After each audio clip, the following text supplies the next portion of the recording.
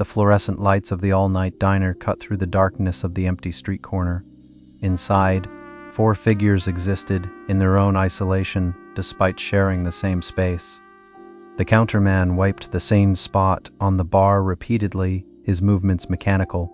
A couple sat together yet apart, while a lone man hunched over his coffee at the far end of the counter. The year was 1942. War headlines dominated every newspaper, including the one folded beside the solitary man's cup.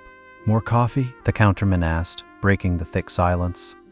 "Thanks, Phil." The lone man nodded without looking up. The woman in red adjusted her lipstick, her reflection ghostly in the large window. "Do you think Jimmy's unit shipped out yet?" she asked her companion. "Probably. The Atlantic's crawling with U-boats. God help them." The man beside her straightened his hat. "I got a letter from my boy yesterday. Somewhere in the Pacific now," Phil said as he poured the coffee. 3 a.m. They're fighting right now on the other side of the world. The lone man glanced at his watch. Silence fell again, heavy as a blanket. "I used to know everyone on this block. Now I hardly recognize a soul. Everyone's either gone to war or working the night shift at the factories," the woman said suddenly.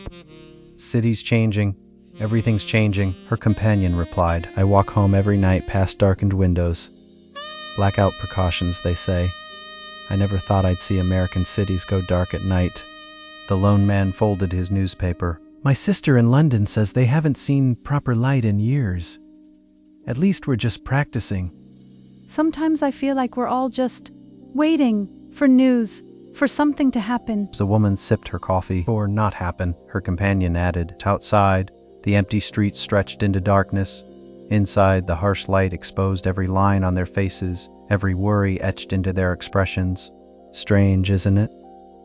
We're surrounded by thousands of people in this city, and yet...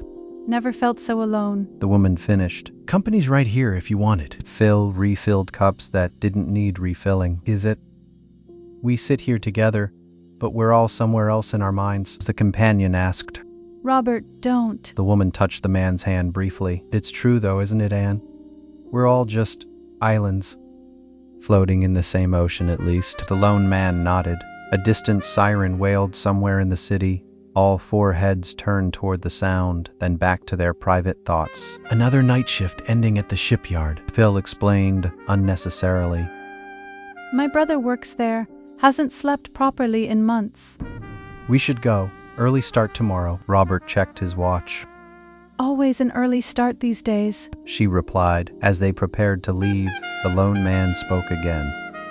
"Sometimes I come here just to remember there are other people still awake in this city, still alive. That's why I keep the lights so bright, like a beacon." Phil nodded. "A lighthouse for the sleepless," Anne said with a small smile. "For the worried, for all of us," the lone man concluded. They fell silent again, 4 souls framed by glass and light against the vast darkness of the sleeping city, each alone with their thoughts, but somehow, for this brief moment, less alone together.